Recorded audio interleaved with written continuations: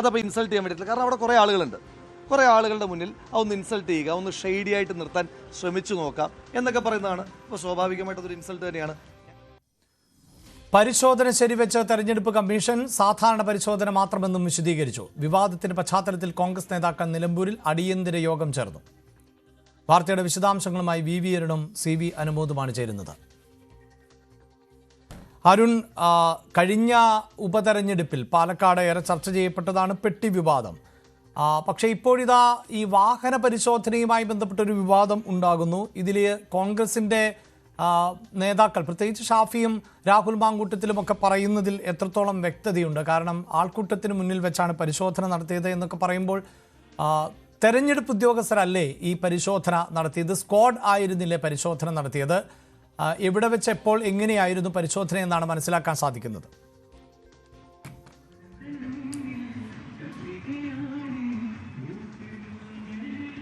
അഭിലാഷ്, ഈ നിലമ്പൂർ മണ്ഡലത്തിന്റെ അതിർത്തി പ്രദേശത്താണ് പരിശോധന നടന്നത്. സാധാരണ ഇതിലൂടെ പരിശോധന ഉള്ളതാണ്. നമ്മൾ പോകുമ്പോഴും പലതവണ മാധ്യമങ്ങളെയും മറ്റ് എല്ലാ വാഹനങ്ങളും പരിശോധിക്കുക, റാൻഡം പരിശോധനയാണ്. മുഴുവൻ വാഹനങ്ങൾ പരിശോധിക്കുകയല്ല, പക്ഷേ വാഹനങ്ങൾ പരിശോധിക്കാറുണ്ട്. അത് രാഷ്ട്രീയ പാർട്ടി പ്രവർത്തകരുടെയും MLA-മാരുടെയും നേതാക്കളുടെയും ഒക്കെ വാഹനങ്ങൾ ഈ പരിശോധന. അതാണല്ലോ അരുൺ ഇതിൽ ഏറ്റവും പ്രധാനം. കാരണം കോൺഗ്രസ് നേതാക്കളായ പിന്നീട് വിശദീകരിക്കുന്നത് മറ്റാരുടെയും പരിശോധിക്കാറില്ല, കോൺഗ്രസിന്റെ മാത്രമാണ് പരിശോധിക്കാറ്, മാധ്യമപ്രവർത്തകരെയൊന്നും പരിശോധിക്കാറില്ല എന്നാണ്. ഇപ്പോൾ അരുൺ തന്നെ പറയുന്നു മാധ്യമങ്ങൾ നമ്മളെയും പരിശോധിക്കാറുണ്ട് എന്ന്. സ്വാഭാവികമായും അവരുടെ ചുമതല അതല്ലേ?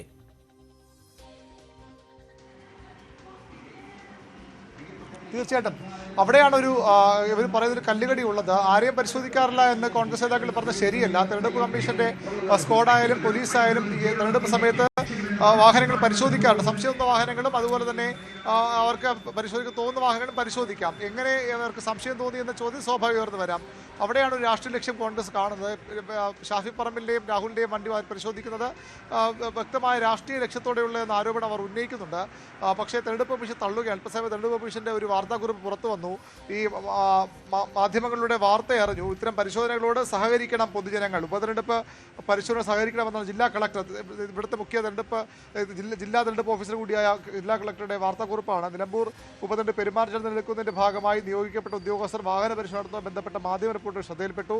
സ്വതന്ത്രവും നീതിയുക്തവും സുതാര്യമായ തെരഞ്ഞെടുപ്പ് നടപടി ഉറപ്പാക്കുന്നതിനുള്ള പരിശോധന ജനങ്ങൾ സഹകരിക്കണം എന്നാണ് അവർ ആവശ്യപ്പെടുന്നത്. ഈ ഫ്ലൈയിങ് സ്ക്വാഡുണ്ട്, സർവൈലൻസ് ടീമുകളുണ്ട്, 9 ഫ്ലൈയിങ് സ്ക്വാഡുകളുണ്ട്, ആന്റി ഡിഫേസ്മെന്റ് സ്ക്വാഡുകളുണ്ട്, വീഡിയോ സർവൈലൻസ് ടീമുകൾ, ഇങ്ങനെ പല സംവിധാനങ്ങൾ തെരഞ്ഞെടുപ്പ് കമ്മീഷൻ പ്രവർത്തിക്കുന്നുണ്ട്. അതിന്റെ ഭാഗമായുള്ള പരിശോധനയാണ് ഇന്നലെ വടപുറത്തും ഉണ്ടായത്. എന്നാൽ ഇവർ ഇൻസൾട്ട് ചെയ്തു എന്ന് അവർ പറയുന്നു. അതിന് അവർ പറയുന്നതിന് അപ്പുറത്തേക്ക് തെളിവില്ല. കാരണം അതിൻ്റെ ദൃശ്യങ്ങൾ ഇതുവരെ പുറത്തു വന്നിട്ടില്ല. MP ആണെന്ന് അറിഞ്ഞിട്ട് മുഖത്ത് ടോർച്ച് കൊണ്ട് ആങ്ങിങ്ങാടി പുറത്തിറക്കാൻ ആവശ്യപ്പെടുകയും ഡിക്കി തുറക്കാൻ പറയുകയും ഡിക്കി തുറന്നപ്പോൾ പെട്ടിയെടുത്ത് പുറത്തു വയ്ക്കാൻ പറയുകയൊക്കെ ചെയ്തു. പെട്ടി പുറത്തു വച്ച ശേഷം തിരികെ വയ്ക്കാൻ ആവശ്യപ്പെട്ടു. അതാണ് ഇൻസൾട്ടായി ഷാഫി പറമ്പിലും രാഹുൽ മാങ്കൂട്ടത്തിലും കാണുന്നത്. അങ്ങനെ പെട്ടി സംശയമുണ്ടെങ്കിൽ അവർ പരിശോധിക്കണ്ടേ എന്നാണ് അവർ ചോദിക്കുന്നത്. ആ പരിശോധന ഉണ്ടായില്ല, നിർബന്ധിച്ച് പരിശോധിപ്പിച്ചു.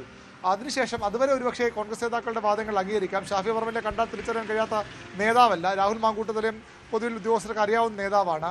അങ്ങനെ ഒരു സംശയത്തിൻ്റെ പേര് പരിശോധിക്കുന്നു. അവിടെ ഇൻസൾട്ട് ഉണ്ടായെന്ന് അവർക്ക് തോന്നിയാൽ സ്വാഭാവികമായി അവർക്ക് അതിനുള്ള അവകാശമുണ്ട്. അതിനുശേഷമാണ് രാഹുൽ മാങ്കൂട്ടത്തിൻ്റെ ഒരു ഇടപെടൽ ഉണ്ടാകുന്നത്. ഉദ്യോഗസ്ഥരെ ഭീഷണിപ്പെടുത്തുന്നുണ്ട് രാഹുൽ മാങ്കൂട്ടത്തിൽ. നിന്റെ സർവീസിൽ ഞാൻ പാരിതോഷികം തരാം, നിന്നെ കാണിച്ചു തരാവുന്ന രീതിയിലേക്ക് രാഹുൽ മാങ്കൂട്ടത്തിൽ പറയുന്ന ഒരു കാരണവശാലും അംഗീകരിക്കുന്ന നിലപാടല്ല. അവിടെയാണ് കോൺഗ്രസ് നേതാക്കളുടെ ഈ വിമർശനവും അവരുടെ ആരോപണവും ഒക്കെ അത്ര നിലനിൽക്കാതെ പോകാനുള്ള കാരണം. അവർ അത് രണ്ടാമത്തെ ഭാഗത്തിൽ രാഹുൽ മാങ്കൂട്ടത്തിൻ്റെ ഭാഗത്ത് ഗുരുതരമായ ഒരു വീഴ്ച അവിടെ വരുന്നുണ്ട്, ഉദ്യോഗസ്ഥരെ ഭീഷണിപ്പെടുത്തുന്നുണ്ട്. അതാണിപ്പോൾ CPM ആയുധമാക്കുന്നത്. തോന്നിയവാസം എന്നാണ് CPM സംസ്ഥാന സെക്രട്ടറി പറഞ്ഞത്. കോൺഗ്രസിൻ്റെ ഒരു അടിയന്തര യോഗം അതിനുശേഷം ഇന്ന് പ്രതിപക്ഷ ആദ്യ പരിപാടി മലപ്പുറത്തായിരുന്നു. പക്ഷേ അദ്ദേഹം അവിടേക്ക് പോയ നിലമ്പൂരിൽ നിന്ന് KPC അധ്യക്ഷനും ഷാഫിയും ഒക്കെ താമസിക്കുന്ന വിഷ്ണുനാഥും അനിൽകുമാറും ഒക്കെ ഉള്ള ഹോട്ടലിലേക്ക് വരികയും അവിടെ ഒരു ഏതാണ്ട് 20 മിനിറ്റോളം ചർച്ച നടത്തുകയും ചെയ്തു. പോകുന്ന വഴിക്ക് KPC അധ്യക്ഷനെ കാണാൻ കയറിയെന്നാണ് പ്രതിപക്ഷത വ്യക്തമാക്കിയത്. ഏതായാലും പക്ഷേ അവിടെ അരമണിക്കൂറോളം ചർച്ചയുണ്ടായിരുന്നു. കോൺഗ്രസിന് ഇതിലൊരു വീഴ്ച രാഹുലിൻ്റെ ഭാഗത്തുണ്ടായി എന്ന വിലയിരുത്തലുണ്ട് എന്നാണ് നമുക്ക് മനസ്സിലാക്കാൻ കഴിയുന്നത്.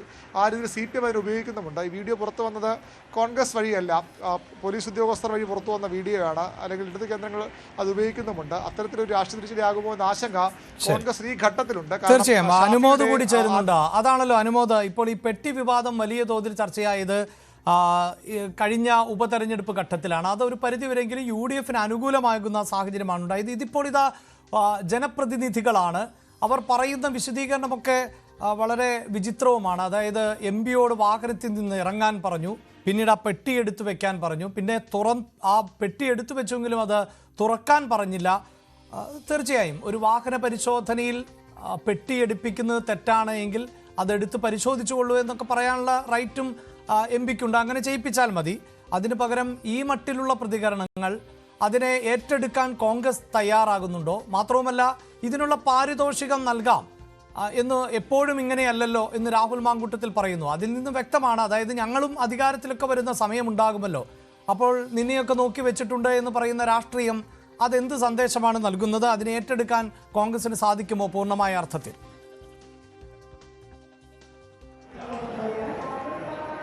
അഭിലാഷ്, ഈ ഒരു വിഷയത്തിൽ കോൺഗ്രസിനെ സംബന്ധിച്ച് രാഹുൽ മാങ്കൂട്ടത്തിലിന്റെ വാക്കുകൾ, അദ്ദേഹം പറഞ്ഞ ശൈലി, ഇതൊക്കെ അല്പം ബുദ്ധിമുട്ടുണ്ടാക്കുന്നുണ്ട് എന്നുള്ളൊരു വസ്തുത തന്നെയാണ്.